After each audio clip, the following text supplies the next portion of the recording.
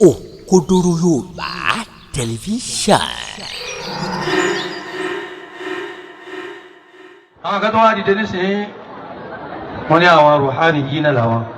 tẹ́ ẹ bá ti gbọ́ ẹ máa fọ́lọ̀ tí Maulana Sheikh Mudir Markaz ń sọ ọmọ kéwù ni wọ́n o wọ́n ké jáde kọ́lá Markaz ń bẹ́ẹ̀ nù rí bẹ́ẹ̀ gbogbo ọmọ kéwù ló fẹ́ kún bẹ́ẹ̀ kí ni túmọ̀ ẹ̀ àwọn ń sin ẹ̀mí ni wọ́n ń sìn tuntun tẹ́ tún gbé dénú àmọ́ tuntun ni ní àyè kì í ṣe tuntun lágbàáyé àwọn tí ń sin ẹ̀mí bẹ́ẹ̀ pọ̀ Al-Qur'ani ti sọ fún wa pé torí ayé bá a máa lò tí ò bá ti yé wọ́n ní ìmọ̀lá wọn tírìtì àwọn ọ̀ṣọ́ tẹ̀sí Al-Qur'ani wá sọ pé má a'udhu billahi minash shaitani rajim ma kana li basharin an yu'tiyahu Allahu al-kitaba wal-hukma wan-nubuwwata thumma yaqula lin-nasi kunu ibadan li min duni Allah ولكن كونوا ربانيين بما كنتم تعلمون الكتاب بما كنتم تعلمون الكتاب بما كنتم تتعلمون الكتاب 3 قراءات سبعيات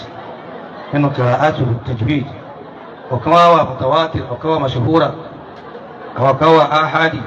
أما تماري وتقوى لهم وتقوى وأنا محمد بما كنتم تعلمون الكتاب وبما كنتم تدرسون وبما كنتم تدرسون وبما كنتم تتدارسون أنتم كيف من بوا كما شرفوا تواسي وقاعدين كيف باثو علمي جامعيني ní universities àbí báàtò ìlmi sànàwí àti ìdádí àgbọ̀dọ̀ kọjú ọlọ́run àtànábì kí ọlọ́run wí mẹ́rẹ̀. Ma kana li basharin ọ̀tọ́ fún ẹ̀dá kan mẹ́jọ ogun púpọ̀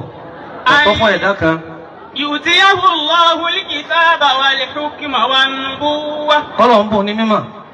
kó lè sọ lọ́rùbá kó lè gẹ̀rí mẹ́mbàrí kó lè ṣe tíà kó lè lọ conference kó lè mọ nǹkan láti kọ́ láti sọ láti dè mọ́lẹ̀ láti fi hayé. Wan-nubuwwata kọ́ wá ṣe láti nábì tí gbogbo èèyàn máa tẹ́tí gbọ́ tiẹ̀. Kọ́ wá jẹ́ ọba bí àwọn bàbá wa lọ́ba yìí. Kọ́ wá jẹ́ gọ́fúnà president kọ́ jẹ́ honorable kọ́ jẹ́ chairman táyé ń fẹ́ tẹ́tí gbọ́ táyé gba tiẹ̀ kò tọ́ kó ṣe pé kíni. Thumma yaqulu lin-nasi kunu ibadan li min dunillah. Kọ́ wá jẹ́ pé ìkejì ọmọ pè ní pé èmi ni ẹ máa sìn. Wọ́n yóò mú atají àwọn tá à ń jẹ́ Sufi wọ́n máa kúnlẹ̀ fún wa. wọ́n sọ adọ́lọ́hun sọ adámọ̀ ọgbà bẹ́ẹ̀ o. walakin kunu rabbaniyina bima kuntum tuallimuna al-kitaba. walakin kunu rabbaniyin. gbogbo agbá àti orí mímbàrí ni àti súfì ni àti sálàfì ni àti sùnní ni ká máa pèpè rabbaniyina ni ká máa pèpè rawhaniyin. rabbaniyin ká pèpè sójú ọ̀nà ọlọ́run ẹ má pèpè ìjà mọ́ ẹ má ṣe wá sí ìbú mọ́ ẹ má ṣe wá sí ìjàgbá mọ́ kò wúlò fún Islam. kò wúlò fún ummatul islamiyya kò wúlò fún jọrẹ ara wa ẹbí ara wa kò wúlò fúnra wa Rabbani yìí náà ní ká máa pèpè sójú ọ̀nà Ọlọ́run kitabu wa sunna àmọ́ àwa ni Rawhani yìí àwa ni ẹ̀mí kí ní kan jẹ́ mi àgbà tuntun jẹ́ tó gbé dé nílẹ̀ yìí ni o kí ní ń jẹ́ ẹ̀mí Rawhani yìí náà tíra kan tí mo ṣe ń jọ sí ti bàbá wa sí wọn àgbàlagbà tẹ́ ń jòkó iná bá ṣe tẹ̀kírísì orin wa ń bẹ ọ̀rọ̀ wa ń bẹ bàbá raisu Kaaba abìnrin al-insan wal-insaniyya mi tí wọ́n ń pè àwọn èèyàn ń bẹ mọ́ ní àwọn èèyàn kan bẹ insanu nafsani ni wọn ẹ̀mí aburú ní kọ̀dúró wọn nafsul amaratu bisu malawan kan bẹ insanu qalbi qalbu níbi ọkàn wọn bá darí wọn sí yóò ṣe nínú yóò sàbúrú rà àwọn kan bẹ insanu aqli aw aqlani làákàyè wọn lò àwọn scientists nìyẹn àwọn kan wọn bẹ insanu rawhani àlìjànnú ni wọn sìn àwọn ni wọn dìde ní sèǹtẹ kúra wọn jọ ọkọ lẹkọọ wọn sì ń pọ̀ sí ni àwọn tó sì mọ kí wọn lọ wà mẹ jáde mọkà jáde lọ́dọ̀ wa káàkiri wọ́n wá ní àwọn kankan làwọn ń sìn Rawhani ẹni máa ń fẹ́ owó kíákíá ẹni máa ń fẹ́ lálàáfíà ẹni máa ń fẹ́ sí kíníkan léyìí tó yẹ pé kì í ṣe tuntun tá a bá sọ ẹ sọ àwọn tó mọ̀ nípa Rawhani ẹ wá bàbá wa ló ń darí lọ gbogbo àgbàlagbà lójú kò yìí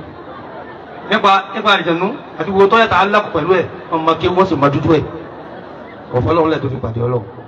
àwọn akọ̀ bẹ́ẹ̀ nílẹ̀ India tẹ́ pé Rawhani yìí nà ní wọ́n bí tá a bá ti ń bá a lọ wọ́n máa ṣẹ̀ bọ́ ń bẹ́ẹ̀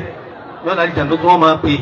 ní kàyá ìlú kìíní kàkàyá ìlú kìíní kàjàkùjà kàyá ìlú kìíní kàjàkàyá ìlú wọ́n wá ní kì í ṣẹ̀sìn ìmọ̀ làwọn ń lò bàbá Mudiru wa yanjú ẹ̀ ìjókòó wa jẹ́ tàbí jẹ́ ẹni wọ́n á wọ́ sínú tanjim ilmu tanjim tó súnmọ́ ilmu falak wọ́n wá yanjú ẹ̀ ó lẹ́sìn fọlọ́hún lẹ̀ tẹ̀ ní sẹ́bọ́ ìyá ìjà lówó lókìkí o wọ́n sì bẹ̀rẹ̀ ọ̀kan lọ́wọ́ mi ń jẹ́ orí ìjọ ká má lókìkí ó ní iye àwọn àfa mọ́lá àfa pọ̀ àwọn àfa kan bẹ Suratul Jinni tó ní kíni innahu kana rijalun minal insi ya'uzuna bi rijalin minal jinni fazaduhum rahaqa. báyìí ní sàrẹ̀ jẹ́nu kọ́ mọ́ kọ̀ọ̀kan fún yín ó lè gbé ọmọ kírun ó lè gbé ọmọ gbáwẹ̀ nínú àwọn fàrà ìdí tó jẹ́ ọ̀ràn yẹn yọ gbà kan lẹ̀ àlìjánu lè gbé ọkọ̀ ọmọ lọ bá ya rẹ̀ sùn tó máa fi ó sì máa rí aláya owó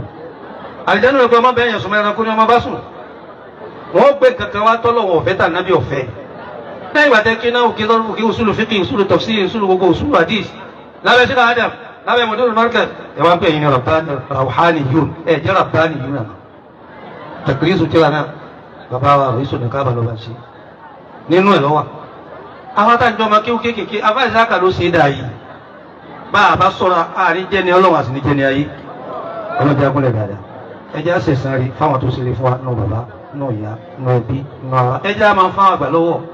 ẹjẹ́ tijú àná ẹni tí ó bá tijú àná tó bá fa àná ya òní òní rọrùn fún wọn lọ́wọ́ sì bàjẹ́ fún. máa wò ó níbi gbogbo àti nígbà gbogbo ohun ọ̀tún ń dúró dè ọ́ ń bẹ̀. Òkodoro Yorùbá tẹlifíṣàn.